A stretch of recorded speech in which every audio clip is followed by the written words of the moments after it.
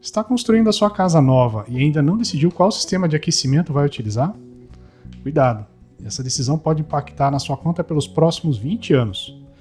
Hoje eu vou te explicar de maneira simples os principais sistemas: aquecimento elétrico, aquecedor a gás de passagem, sistema solar mais boiler mais apoio.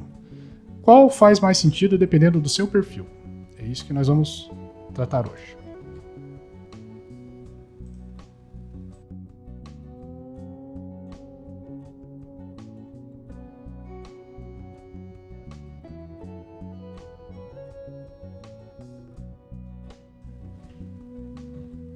Bom, o primeiro então é o aquecimento elétrico, como chuveiros, torneiras elétricas, esses aquecedorzinhos de passagem que se instalam embaixo da pia, da cuba. O que é o aquecimento elétrico? Bom, basicamente, reservatório de água e ele aquece a água pela resistência elétrica. Então a água fria passa pelo equipamento, pelo chuveiro, pela torneira, por exemplo, e aqui dentro tem uma resistência elétrica. Qual é a vantagem disso? A instalação é muito simples, você só tem a tubulação de água fria e você instala o chuveiro, a torneira, no ponto onde você precisa. O custo inicial é muito baixo, né? O que você precisa? Basicamente é só a tubulação de água fria passando pela casa toda. Não depende de gás. E as desvantagens agora? Bom, a primeira desvantagem é, claro, alto consumo de energia. Cada equipamento desse aqui, quando você liga, dependendo do tempo que você usa, o consumo de energia vai lá em cima. A conta de luz pode disparar. Se você tiver uma família aí que toma banho demorado, né? A empregada gosta de usar água quente para lavar louça. Então, cuidado com isso. Ele é viável, mas para casas pequenas ou uso moderado. Famílias grandes, pesa na conta. O segundo sistema seria o aquecedor a gás de passagem. Tá? Tem diversas marcas aí, como da Comeco, Rinnai, Lorenzetti. O que é o aquecedor a gás de passagem? Ele aquece a água instantaneamente quando você abre o chuveiro, a torneira ou o ponto de água, porque ele passa o gás para dentro do aquecedor, ele aquece através de uma chama a água aqui dentro, ele tem uma capacidade, um volume de capacidade, e a água quente sai instantaneamente e vai para o ponto. Qual é a vantagem desse sistema? Ele, primeiro, não ocupa espaço com reservatório elevado, boiler, não precisa de boiler. Ele tem água quente praticamente ilimitada, né? Enquanto tiver gás, tem água. O custo inicial, eu diria que é moderado, porque ele é muito usado em apartamentos, quando você quer uma instalação de uma residência menor, né? Ou um apartamento, ele vai muito bem. As desvantagens, né? Principal, depende de gás. Se você não tiver gás, né? Faltou gás, não tem água quente. Ele pode perder desempenho. Se você não calcular direito, você compra, por exemplo, um aquecedor muito pequeno e quer aquecer vários pontos ao mesmo tempo, você não vai ter desempenho, não vai ter eficiência nenhuma.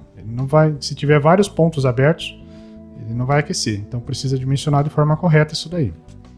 Ele exige boa pressão de água. Não adianta você instalar um aquecedor de passagem sem ter um pressurizador. Pode até tentar, mas ele não vai dar a mesma eficiência.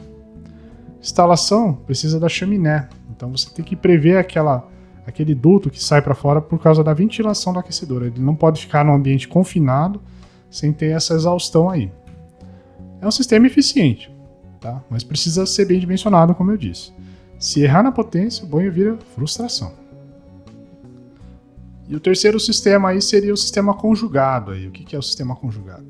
Seria o sistema solar com o boiler e um apoio. O que é esse sistema? São placas solares que aquecem a água e ela fica armazenada em um reservatório térmico, que a gente chama de boiler. Quando não tem sol, entra um apoio. O apoio pode ser elétrico ou a gás, com aquecedor de passagem. Quais são as vantagens desse sistema? Primeiro, economia grande no longo prazo. Por mais que você tenha ainda um consumo ali do apoio, a maior parte do tempo você vai ter água quente, né, através das placas solares. Baixíssimo custo mensal. O custo do aquecedor de passagem, por exemplo, com gás, ele pode diminuir a 80%, dependendo da região onde você mora, se as placas solares estão instaladas aí na face correta, enfim. Ele é sustentável. Quanto mais você usa o solar, menos você precisa depender de gás ou elétrico. Ideal para casas. Desvantagens. Quais são as desvantagens? Tá? Primeiro, alto custo inicial. Dos 3 sistemas que a gente está falando aqui, é o sistema que custa mais caro, claro. E ele precisa de um espaço previsto lá no telhado. Então não adianta nada você querer colocar esse sistema, todo esse trambolho aí, e não ter o espaço. Então você precisa já também prever com a estrutura, né? Com o calculista aí o espaço e também a carga desse sistema. Tá? Então, resumindo aí, qual eu vou escolher na minha casa nova? Se você está construindo do zero, então eu vou recomendar da seguinte forma. Quer economia no longo prazo? Vai de solar com apoio. Quer investimento inicial menor? Aquecedor de passagem a gás. E casas pequenas aí, ou pouco uso, vai de boiler elétrico ou até só o chuveiro elétrico com alguns pontos ali elétricos. Acredito que com isso a gente está cobrindo toda a gama maior aí de sistemas que tem no mercado hoje e que podem satisfazer aí a quem está querendo construir, né? Quem quer construir a sua casa nova, tá bom?